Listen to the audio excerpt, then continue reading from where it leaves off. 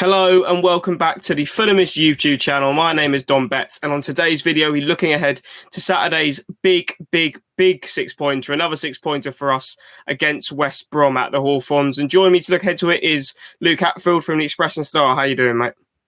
Not bad, thanks for having me on. Yeah, no worries. So if we get into it, obviously both of us came up last season. We was both sort of fighting out from automatic promotion. We sort of pieced off slightly towards the end. You guys ended up just about securing it. It was basically between you and Brentford who could not lose the most amount of games. But if you're looking at West Brom so far this season, it hasn't exactly been great. No, it's not been, to be honest with you. I mean, ever since really lockdown in that championship season, it hasn't been brilliant for Albion. They came back and they kind of limped over the line. I mean, a lot of Albion fans were really worried, and Brentford only lost when Albion gave them a chance to climb into them top two in the championship. So it's been a bit messy, to be honest with you, since coming up. I mean, they had Slaven Bilic in charge. They made some of the signings which Albion fans really wanted to see, the likes of, Grady Diangana coming in on a permanent, seemed like quite a coup at the time. Hasn't really panned out just yet. And then of course, Bilic gets a sack after a surprisingly good result against Man City. And all of a sudden you think maybe Albion are turning the corner, and then he gets the axe, and then Big Sam comes in. And then, I mean, there have been some really poor results. I mean, you only need to look at the games against Villa and Leeds, and then most recently Man City. And you do think, like, do Albion have enough to really fight for survival? And that's a question that's really being posed to Big Sam now. Of course, he's the man you would want in a firefight, a relegation firefight. But questions got to be asked. I mean, how many times can you do it and succeed?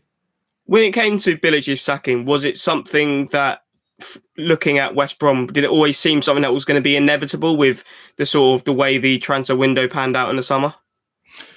Yeah, it was an interesting one because, I mean, there were questions over Bilic, and obviously going into that game against Man City, they were under pressure, and people did think if they don't get a result here, I mean, maybe he's in some trouble.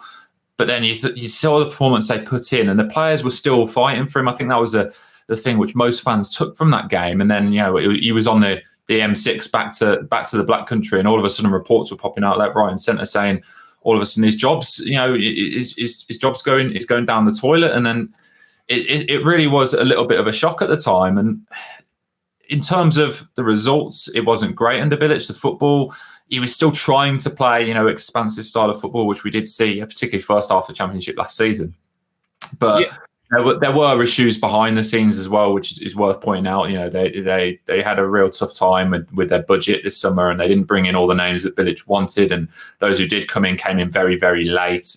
And there were kind of maybe signs, cracks beginning to show, maybe behind the scenes. And then, of course, it kind of culminated in that sacking. What has the fans' reaction been to bringing in someone like Sam Allardyce? Someone who's an experienced Premier League manager and who's not really in the same mould as someone like Slaven Bilic. Obviously, the instant reaction would have been sort of his craziness, because obviously they just got that point at the Etihad, and obviously a great point. We saw the difference, I guess you can say, in the most recent performance when you guys played them at the Hawthorns and they tore you to pieces. Albeit this is probably two different Manchester City sides when they weren't quite in the run of thick of things. But what has month or two on from obviously Allardyce coming in, what has the reaction to him been from West Brom fans? I think the reaction from fans at the time was obviously shock and disappointment that Bilic had gone, but there was an understanding that if you're gonna pull the trigger early and get someone like Big Sam in, you're probably putting yourself in a really good position to stay up, because obviously he's got a great track record of helping teams secure survival. Now, the result against Wolves has given Big Sam a bit of credit, and then they put in a good performance against West Ham despite losing that one, which seems to have been set back a little bit by that City result. And like you said, it was two different City teams in terms of, this is a City team that are really clicking now without that kind of out and out striker in the side, despite missing KDB. But it was a performance, I think, which really bothered fans against City recently. That it was very much they came out and it was almost like they'd accepted defeat before a ball had really been kicked. And I think that's the thing which really irked fans. The important thing for fans now, they're looking at these 2 games they've got coming up, obviously against you guys, and then they've got Sheffield United in midweek immediately after. 2 massive games. If they get results there, obviously Big Sam will be seen as someone who's kind of masterminded, a result which Bilic may not have. But if they go the other way, fans might turn a little bit. Yeah, especially with Sheffield United now. Obviously, their win against Manchester United on the weekend, their fans are going to be thinking, they're not completely out of it. And I think, to be fair, if either Fulham or West Brom finish below Sheffield United, they will be deserving of going down, considering how much of a head start they pretty much had on both sides. But what has been the issue, do you think, with West Brom defensively this season? Because they've considered, 47 goals this season so far? It reminds me of the Fulham team of 2 seasons ago, where we're just conceding goals left, right, and centre. Do you think there was a lack of investment in their defence? For example, Fulham looked like we could have been the team who conceded 50 goals by the halfway stage. At the start of the season, we brought in the likes of Joaquim Anderson and Tosin Adarabioyo and Olarina Robinson, Kenny Tete, these players to make us stronger at the back. Do you think it was a lack of investment in West Brom's defensive stability this summer? Yeah, I think a lot of people are pointing at the recruitment, and we saw some big names up top come in, and the likes of Dean Garner already mentioned. Carlin Grant was another one who was a main target, but at the back you looked at that side, and Shemi Ajayi and Carl Bartley did well in the Championship, but they're both really very untested in the Premier League level. They signed Branislav Ivanovic, which looks like a mistake now. He certainly looks a player of his age, put it that way. And then you look at the fullbacks. Kieran Gibbs is just perennially unfit. He just can't seem to get a run of games together. On the right-hand side, you've got Darnell Furlong, who's a good wing back. I don't know whether he's a very good fullback, though, especially defensively. And you can kind of get away with a back line like that in the Championship, where if you make a mistake, you might go unpunished. In the Premier League, I mean, it's a bit of a cliche, isn't it? You make a mistake and it normally ends up with the ball in the back of your net. And it has been recruitment there that has been the issue for them. They did sign Cedric Kipre, but he's another one who's a young player from Wigan, and he's not really cut it at Premier League level. He hasn't really been given an opportunity, to be fair to him. So there are question marks over the recruitment, and that's probably the downfall that Albion fans are kind of pointing toward. But at the end of the day, the owner's not given them the money to spend, so it's a tough one because Luke Dowling, the chief exec, and Slaven Bilic at the time were given such a small budget to work with, and then arguably they have misspent some of that budget as well. Yeah, so if we look at the reverse fixture, obviously both teams were going into that game, winless at the time, and both teams saw it as this is a great opportunity to get the first win of the season. And the way Fulham play, I wouldn't exactly say we played West Brom off the park, but West Brom didn't really offer anything in the reverse fixture, and it was a fairly easy victory for them. Obviously that was a wonder strike from Olarina involved in there as well, which ended up winning the Premier League goal of the month. But do you think that game was what sort of started to spell the end for Bilic's reign, though? Yeah, I mean, it was certainly one of the results which a lot of fans kind of held against him. It was a game where Albion needed to turn up and they didn't. And as I said, Albion and Fulham were both, they didn't start the season too well. And then it was a game which I think a lot of fans highlighted as we need to win this game. And, you don't have many must-win games that early in the season, but it was one where, you thought you need to get a result here because it was a little bit of a 6-pointer that early on in the season. And it raised severe question marks over Bilic. There are other performances as well. But like you said, Albion, they never got out of first gear that day. And Fulham really, I mean, it was 2-0 in the end, wasn't it? And it was it was a very comfortable 2-0, put it that way. Yeah, it was. And if we're looking at the game tomorrow, obviously at the Hawthorns, West Brom obviously with that win against Wolves, if you're looking at how both teams have performed over the last month, 6 weeks, Fulham, you say, have a lot more plaudits than West Brom, but again, we've only had draws. We haven't had that victory. We've still only won 2 games all season, and with that 3 points, West Brom get against Wolves is worth as many as 3 draws we get against get a draw against Liverpool, get a draw against Tottenham, and a win. That's just puts head and they're right on Fulham's coattails.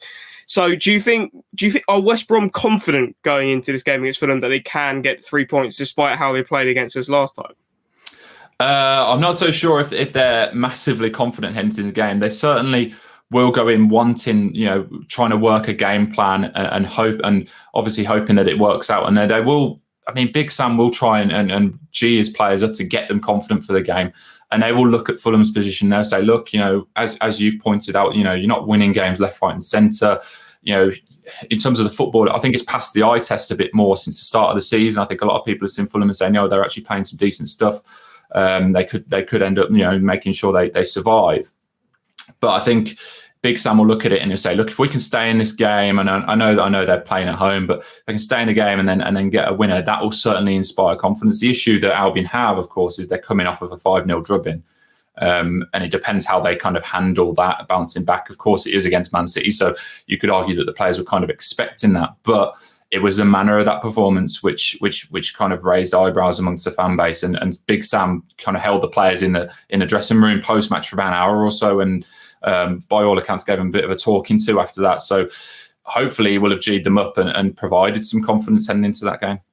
Is West Brom's not home form as such, but these big defeats do tend to be at the Hawthorns as opposed to be on the road? You got the Arsenal game, you got the Leeds game, you got the Manchester City game.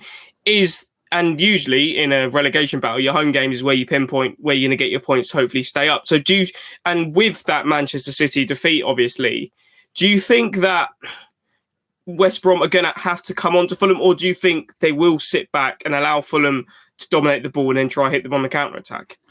It wouldn't surprise me if they let Fulham have a bit more of the ball than them. It is a Sam Allardyce side, so to speak, and they will have a style of play that they've kind of worked on, which is solidity at the back and then trying to cause a little bit of mayhem going forward, which is exactly what they did against Wolves. And I think they're helped in that respect by the fact that there are no fans in grounds. You can afford to play that kind of style of play at home because there are no fans there getting on your back if you're doing that. If it was a packed house and it's a big game and you sitting back and you're letting Fulham have 60, maybe 65% of the ball, fans probably won't take to that. But when you're watching on a TV screen, it's a little bit different, isn't it? And if they get a result, that's the end. At the end of the day, now it's a results business for Albion. I don't think the fans are out there expecting amazing football left, right, and centre, and winning games 3-0. Ultimately, it's a result that matters. And if it's a gritty game which sees 2 shots on goal and one of them happens to go in off a player's knee for Albion, the fans will be more than happy with that, I think, at this point in time.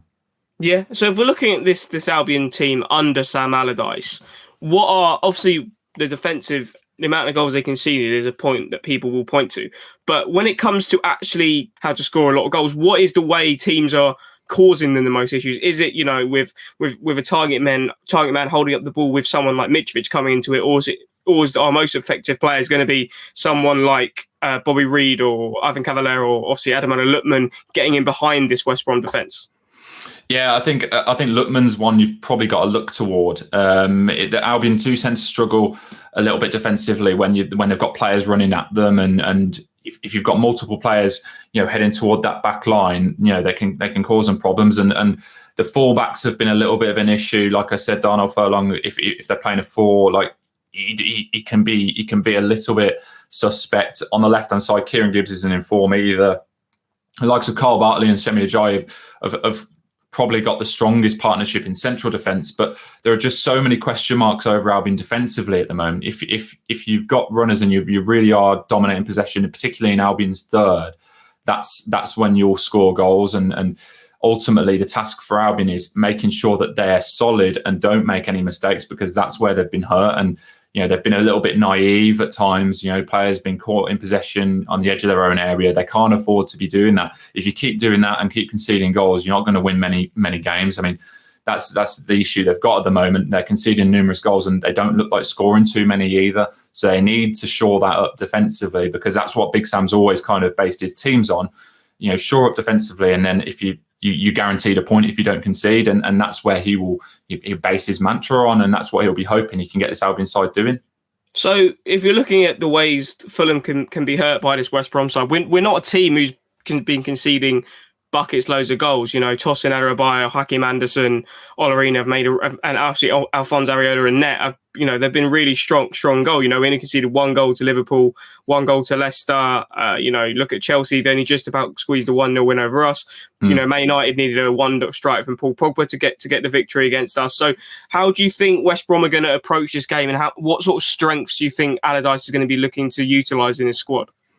I think they'll be hoping to play on set pieces, if I'm being honest with you. I mean, you look at the goals they scored against Wolves. There were 2 penalties in there, and then on top of that, it was a long throw. And that's where Albion will look to hurt you. I think you got to be careful of someone like Shemi Ajayi, who, despite being a centre-back, he's got a knack for scoring big goals. He'll get himself up, and he's a big lad. He's athletic.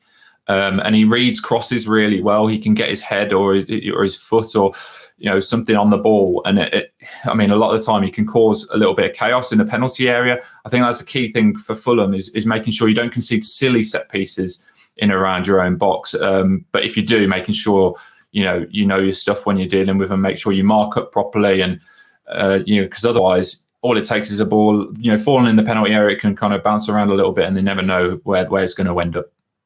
If we're analysing this game, obviously, it's probably the same from both perspectives, really. But do you think West Brom fans are looking at this as a game they must win or a game they must not lose? I think a lot of Albion fans are looking at their next 2 fixtures and saying they really do need 6 points, 4 points minimum from them both, Fulham and Sheffield United. And it's not just the fact that they need 3 points on the board. It's also the fact that they're playing teams around them who they don't need them picking up points, because that's what's hurt Albion as well recently. That result against Wolves, like I said, Brighton won that day, and all of a sudden that win seems a little less meaningful if teams around you are winning. So I think a lot of fans are looking at these as must wins as opposed to must not loses. But I mean, worst case scenario is a draw, because you don't want teams picking up 3 points around you. Yeah, exactly. I think if we were to win this game, obviously the Brighton game was disappointing because 3 points for us would have been great to catch up on them. But I think for us, I don't want to call it a must-win game as such, but I think 3 points. We need to get 3 points in that sense.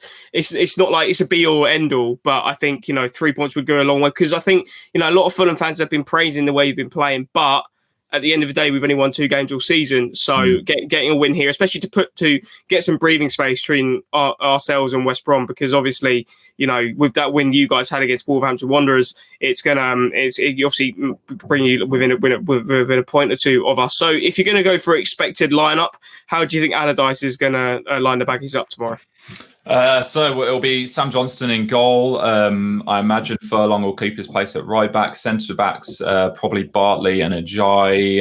I'd go for Kieran Gibbs at left back, although Connor Townsend could feature if he's back fit. I'd imagine Conor Gallagher will go back into the midfield. Probably Livermore. Then you could see Grady Diangana back. Mateus Pereira, Robert Snodgrass on the right hand side with Pereira in behind, and then it's probably going to be either Callum Robinson or Carlin Grant up front. So I can push you for a score prediction, Luke, for the game. What are you going to go with? It's a tough one. My head says it's probably going to end up a bit of a drab 1-1 draw, but I'm probably going to push for an Albion win just to keep things a little bit interesting for them this season. 2-1. Yeah, I think if most people from the outside looking at this game, a 1-1 draw is what probably best, but that's simply because Fulham seems to be drawing every single game under the sun. But I really do think if either of the team win this game, I think that's going to be the team that gets out of trouble this season. I think it is that big. Just not just because it's 3 points, but it's getting 3 points over your other relegation rival, and it's also it's just the confidence it will breed within the squad. So I think really this game really could show us whether both teams are going to be heading down, or whether one of either of these teams can get out of trouble. But thanks very much for coming on, Luke. Do you want to let everyone find you where they can find obviously all your reaction and tweets about the game tomorrow? So you can follow me on Twitter at @LHatfield_star, and if you go to expressandStar.com, you can see all of my and the other guys' work there. No worries. Well, this has been the Fulhamish YouTube channel for our preview for tomorrow's big clash at the Hawthorns against West Brom. You Whites.